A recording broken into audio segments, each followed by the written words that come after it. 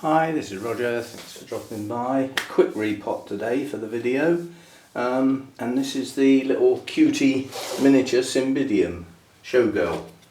First time out of its pot, so I haven't got a clue what to expect. It's a young division, tell it's a division by the back bulb, and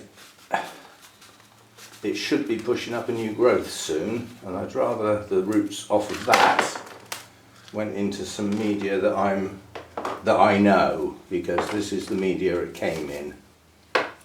First thing I want to do is get the moss off.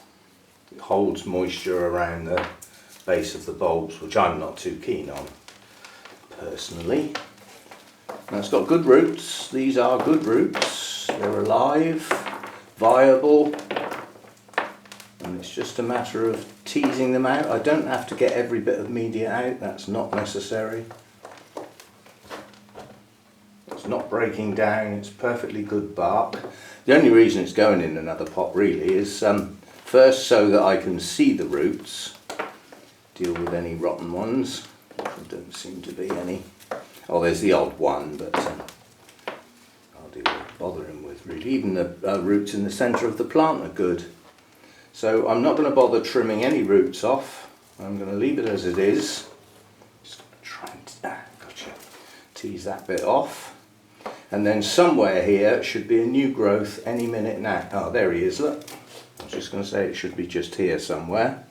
So that's our new growth. Probably only the one. As I said, it's either a young plant or a young division, one or the other. And that was its first blooming. So yeah, that's the remains of the flower spike. No other signs of flower spikes anywhere. Back bulb is hard, so it's still capable of storing stuff. So I'll leave it on for now. We keep the plant as big as we can and just pot it on. But what I will do is put it in a bigger pot so that the roots have got more room to expand. Right, so we'll leave it at that. I don't need to clear up because I can just do that. That's the clearing up done. But what I do need to do is go and try and find a pot. Now it ought to go in a black pot, because although this bark is chunky, technically most Cymbidiums are at least semi-terrestrials, if not full terrestrials. So I'd like to get a black pot, but that's too small. So I'll be back when I've had a look in the shed to see what I've got. Right, so that you can see what I'm up to, that's medium bark, not large bark, just for crocking. I found a good pot just to show you the difference. Yeah, so it's gone up a couple of sizes, a bit more depth, and some room to spread, because I'm hoping this won't need repotting again for at least 2 years. Now underneath there is small bark, and on the top, out of this bag, is peat mixed with silver sand and some grit. So it would be a very good thing to plant a fern in. And I'm mixing that in so that there is some more terrestrial type media within the bark. And I'm going to put some growth stones in there too. I'm not going to bother with perlite this time, because with that peat, which I'm going to put a bit more in, I want to see more of it, if you see what I mean. The mix I've got in my mind's eye hasn't been achieved yet.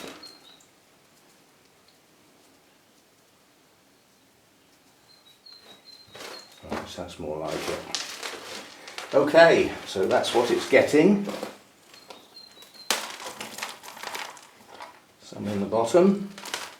I don't want this right out the top of the pot this time either, because the water keeps going off the edges. Now where's my new growth? There. So we want this back bulb. This needs to be touching the back of the pot, or in fact even better, into the corner of the pot as it's square. So we'll put some media in behind there where that's going to go, and that doesn't need the, that's mainly bark, that didn't need the peaty bit, because that's not growing. So that's not where, you know, new active growing roots are going to be, so don't need to worry about that.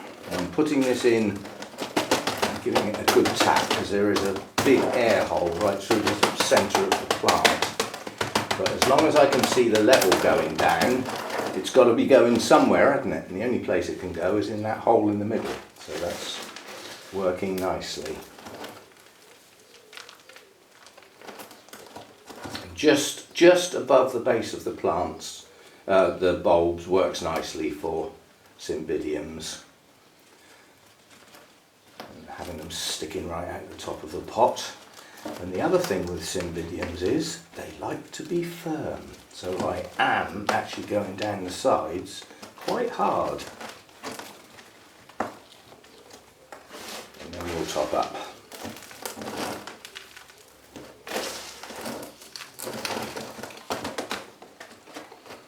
And there we go. Soil level not quite near the top, so that when I pour the water in, which I'm about to do, it won't all run over the side of the pot. So there we go, there's no need to stake that, that's nice and firm.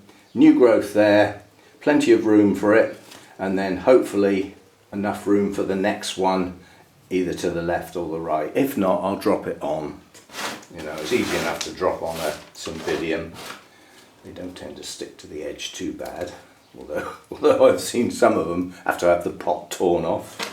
Okay, so that's done, and that is Cymbidium Showgirl, my miniature, the only one I've got. If I ever see any more that I like the blooms on, I will get them, because it's a much more manageable size for a Cymbidium, and it still has, relative to the size of the plant, the pots are quite large, and so are the blooms. More coffee. Right, so just a quick repot for today. I've now got a bonsai to repot, and I'm desperately trying to move quickly because I want all this done and the door closed up and the hot box put on so that I can't come out here.